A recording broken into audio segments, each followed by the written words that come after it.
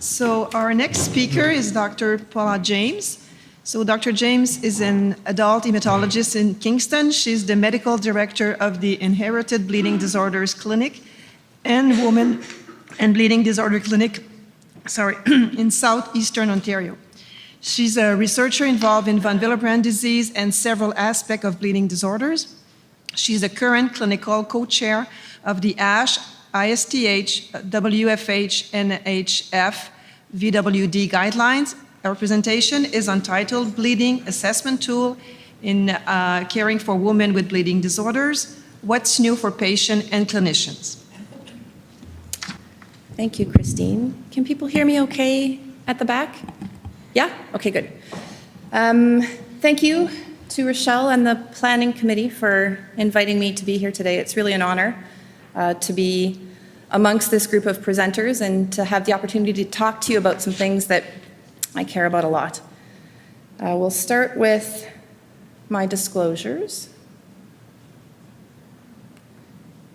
So my plan for the next 20 minutes is to do a general review of bleeding assessment tools for women in bleeding disorders. This will be quite brief because I've been asked to focus primarily on the things that are new. And so I'm going to give you an update on our Let's Talk Period project and then present to you a study that's launching today that I think some of you might be interested in.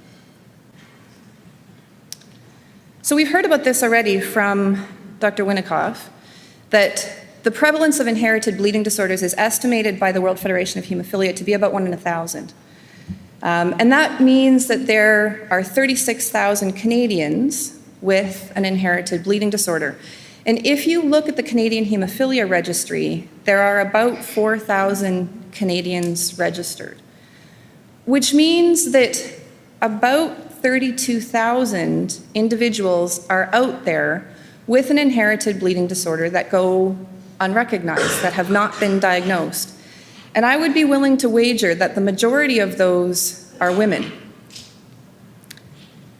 And I think there are a number of reasons for that. There are a lot of barriers to diagnosis that affect both sexes. There's a lack of understanding about what's normal in terms of bleeding symptoms and when do those symptoms become abnormal. Lab tests are challenging and not widely available. We're going to hear about that from Dr. Garvey. There's a lack of resources and tools. And as we've already heard, there's a discomfort in discussing heavy menstrual bleeding, which is the most common bleeding symptom in an individual who has an underlying bleeding disorder. And so the world of bleeding assessment tools have tried to address at least some of those challenges by standardizing and quantifying the bleeding history. Bleeding assessment tools are essentially bleeding questionnaires that generate a bleeding score. And these tools have been validated as screening measures for individuals with inherited bleeding disorders. We heard about some of the bleeding assessment tools that are out there. Our work has primarily been on the Chenzabased bats, so a series of tools that started with the publication in 2005 of a bleeding questionnaire. That questionnaire has gone through a number of modifications over the years, including the most recent modification that allows that tool to be administered by an individual.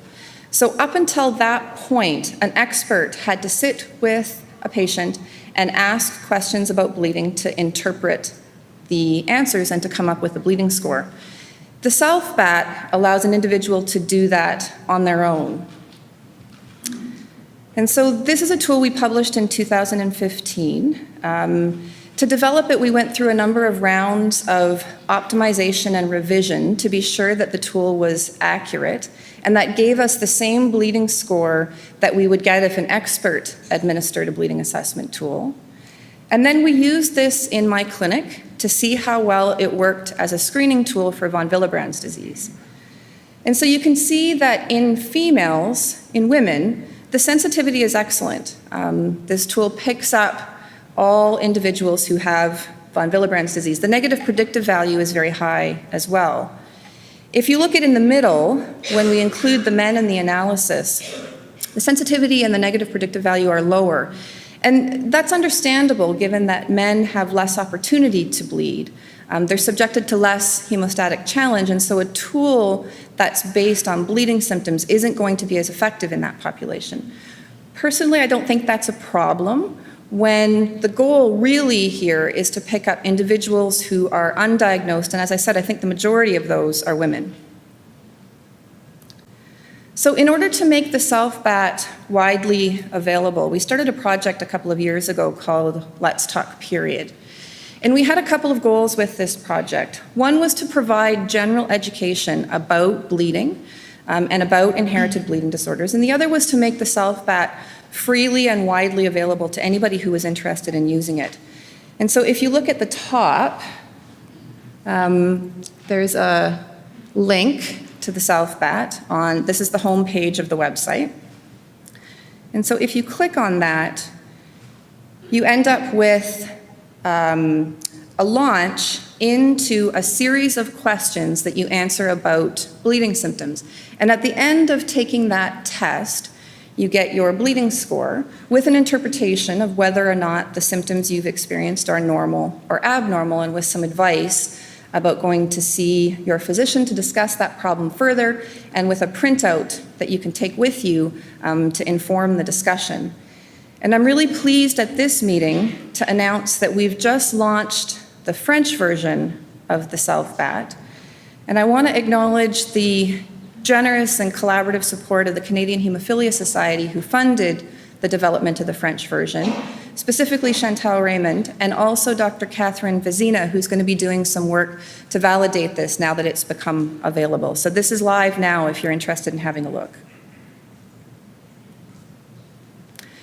Just to give you a bit of an update on the rest of the Let's Talk Period project, we launched that website in May 2016, so 2 years ago.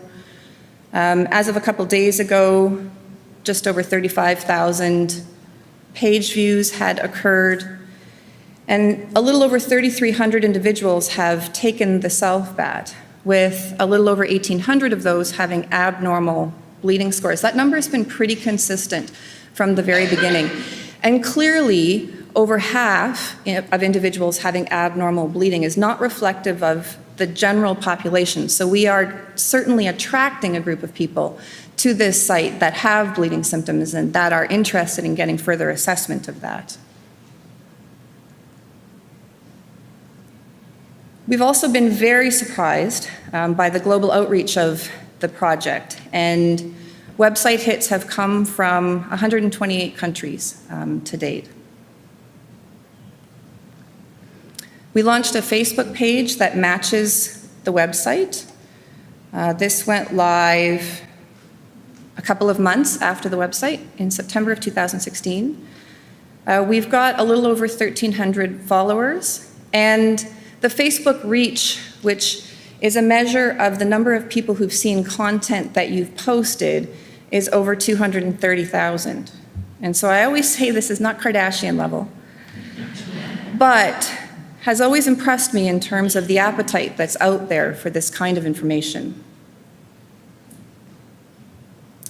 We also have an Instagram account. This hasn't picked up quite as fast, which may have to do with the demographics of people using the sites, but we've got 203 followers as of a little while ago. And you can see an idea of some of the things we post. And so the posts are graphics or just little snapshots of information, trying to give people knowledge, and with links always back to the website if people want to learn more. So another new thing for the Let's Talk Period project, since the last time I presented to this group about it, is a high school outreach program that we started. Lisa, I didn't ask for your permission to show this picture. I hope you're all right with it. And so we used the tools we had developed to start a high school program in Kingston. And we've gone into a number of high schools and done biology classes talking about the inheritance of bleeding disorders. If you want to teach inheritance patterns, bleeding disorders are brilliant for that. More impactfully, though, I think has been our grade 9 program. And so we've gone into grade 9 girls' health classes, and I'm going to come back to that, to talk about periods, and to talk about iron deficiency, and to talk about bleeding and what's normal and what's abnormal. We made a very deliberate decision that for those sessions, I wasn't going to be there. And I think I'm very nice and approachable, but what we've clearly learned is that people interact with physicians very differently than with nurses. And so Lisa has been running these sessions. Sherry was involved before she retired. And basically has an interactive session with the girls. You can see an example here of some of the things she takes to demo. There's a Diva Cup that she takes. And then she's had some academic mileage out of this as well, and so submitted a poster, an abstract to WFH that was accepted as a poster, and so this is from a week ago, Lisa presenting her poster on this project. The feedback from this particular part of the project has been very positive. We started this last year, and this year we were invited into many more classrooms and additional schools to provide the content. And one of the really interesting pieces of feedback that we got was to do this for the grade 9 boys as well, not just to focus on the girls, which we thought was totally brilliant. So to finish, as I mentioned, I'm going to tell you about a new study that's launching today, informally called the Hemophilia Carriers Sister Study. And the genesis for this study started last year at Rendezvous. And so Michelle Schultzberg and I were involved with Pam Wilton in a session on carriers and carrier bleeding, and started to think about what kind of study would be required to silence the skeptics once and for all. And so I don't know if Don Houston is here, but he gets credit for this specific research idea. He remains skeptical about the issue of carrier bleeding, which I appreciate. He's a scientist and a thoughtful guy, and so after that session I said to him, Don, what is it that you're going to need to believe that this is a real problem? And he said this study. So Michelle and I decided to do it. Don has committed to publicly admitting he has been wrong all along if this study turns out to be positive. And so if he's coming to this meeting and arrives later tonight or tomorrow, please remind him of that. So the objective of this study is to compare bleeding scores between female carriers of hemophilia A or B and their female non-carrier relatives. This is an adult study, so women over the age of 18, and we're starting in Canada. We need these women, these females, to have a male relative with hemophilia A or B, and then for one to be known as a carrier. We also need a female non-carrier relative within 15 years of age of the carrier. Sisters are ideal, but we don't really have a good feel for how many of these families are out there, and so we will accept other pedigrees as well. So aunts, nieces, first cousins, if there are pairs of women willing to participate. We're going to try something different than we've ever done before with this study, which is to recruit through social media. And so on all of our Let's Talk Period platforms, there are a number of posts that will be going up today about this study. And if you are at all interested, please share them widely. The study's been approved by the research ethics boards at Queen's and at St. Mike's. And study participation can be entirely remote. And so we've set this up so that someone in Vancouver, someone in Winnipeg could participate in this study by phone or by email.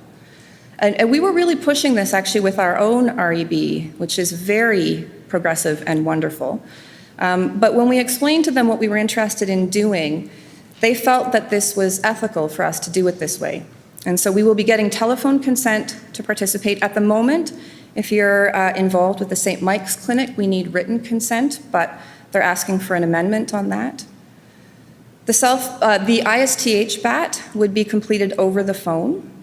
And we will also be getting written consent to access medical records. We'll need to know the factor level and the genotype of the individuals who are enrolled in the study. And we let the clinic directors know, the HCDC know about this study a few days ago, and I have to say that the response has been overwhelmingly positive. People are really excited about this idea, and I have not heard anyone yet, and if there are those of you out there that are concerned, please speak to me. But what we're hoping is that because this is done remotely and we're going to have written consent to get a couple of specific pieces of medical information from the home clinic, that we will avoid the need for the home clinic to have to put the study through their own REB. And like I said, if that's not the case at your center and you want to be involved, please speak to me. So this is an example of some of the graphics that are going to go up on social media today. So do you have a male relative with hemophilia?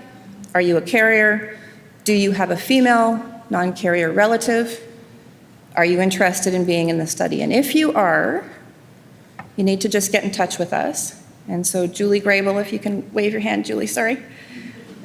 So my clinical research assistant is here. There's her email address and phone number. If you're interested in being involved, please be in touch and we'd be delighted to have you. So in conclusion, I hope I've convinced you that bleeding assessment tools remain effective in the assessment and education of women with bleeding disorders.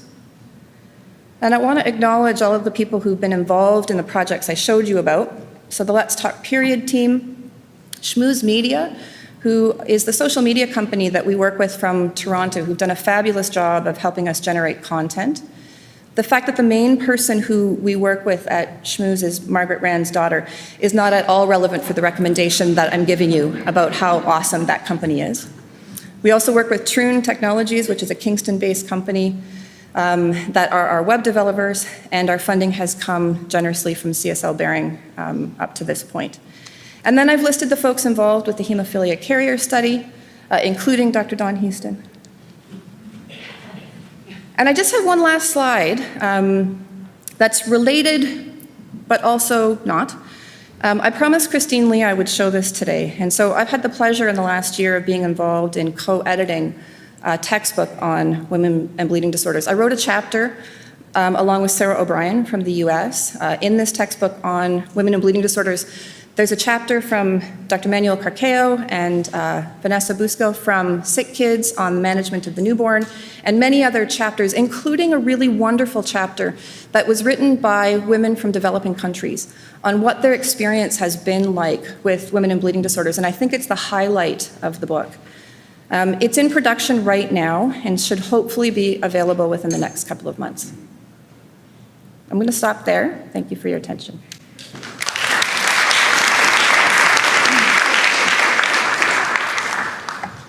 So we have time for questions? Sure.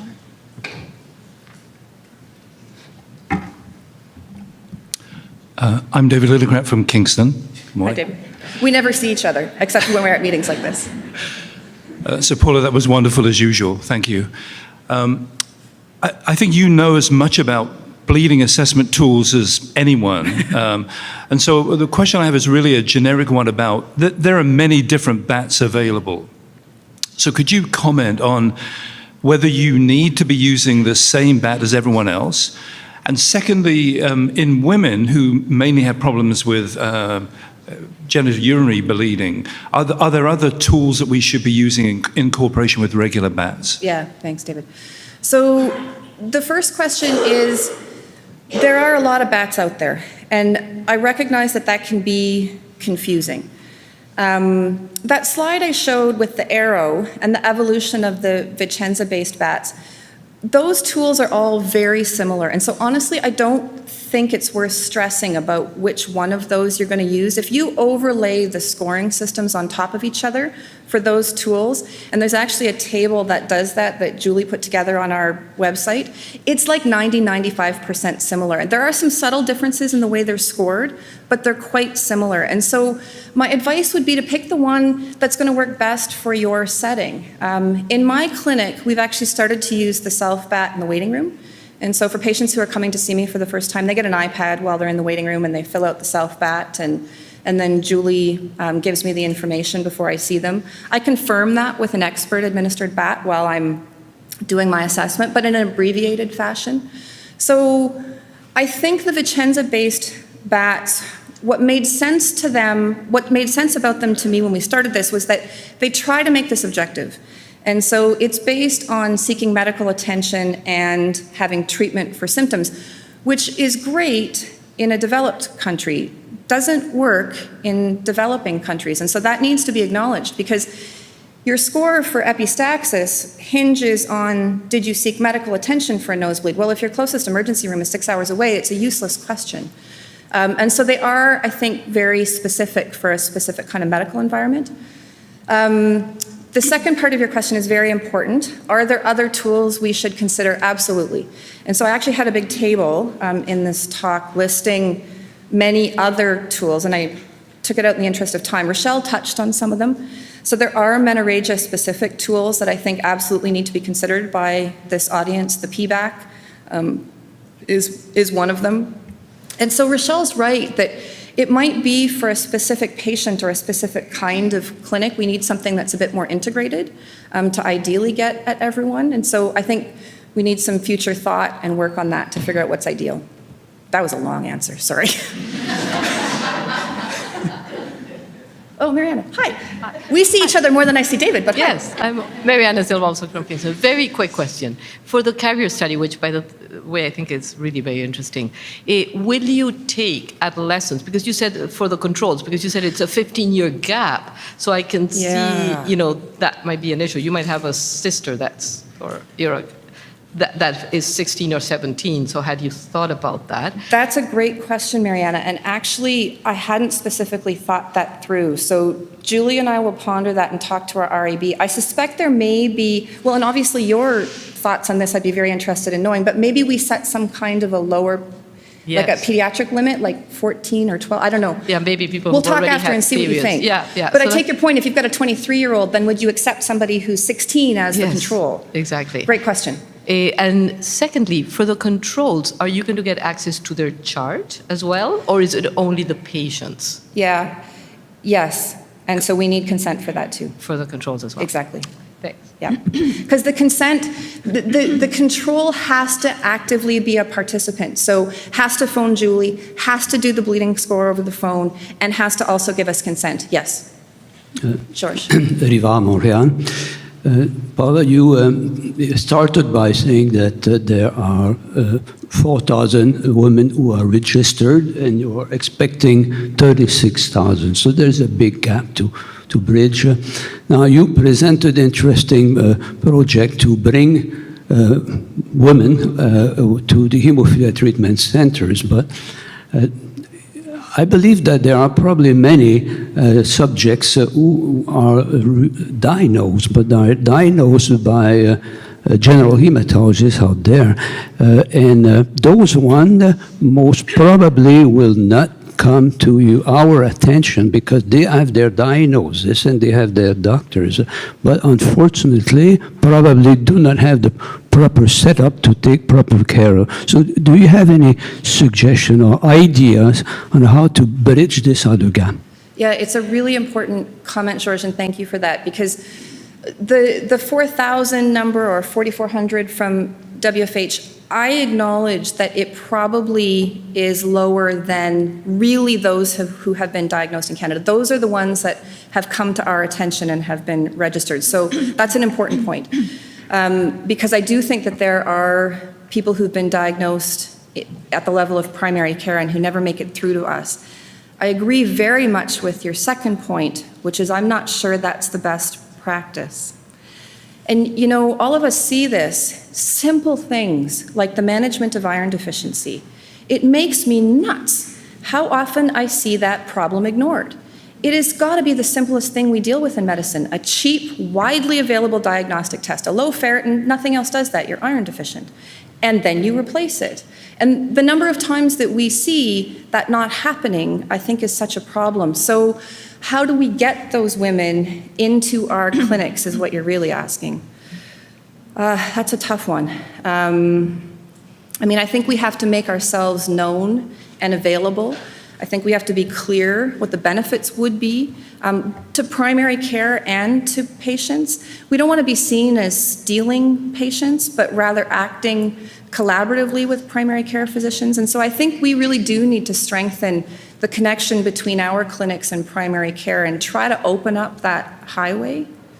And if you have other ideas, I want to hear them. Actually, just one comes to mind. One of the things that could be done eventually is to have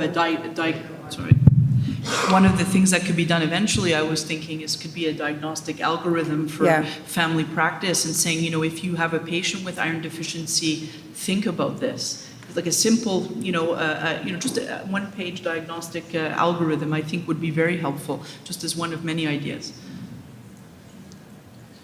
Maybe a last quick question. Do you have any experience with the self-bath in adolescent? Like, is it reliable in a 12-year-old, for instance? Thank you. And I also should have mentioned this. Yes, so there's a self-PBQ. So there is a pediatric version that we worked with sick kids on developing and validating. That's been published. It looks very similar. The differences are very minor. But yes, we actually have done that study and it's been published. So that tool is also available. Okay. Thank you. So I'm going to turn the microphone to Dr. Schooley. Thank you.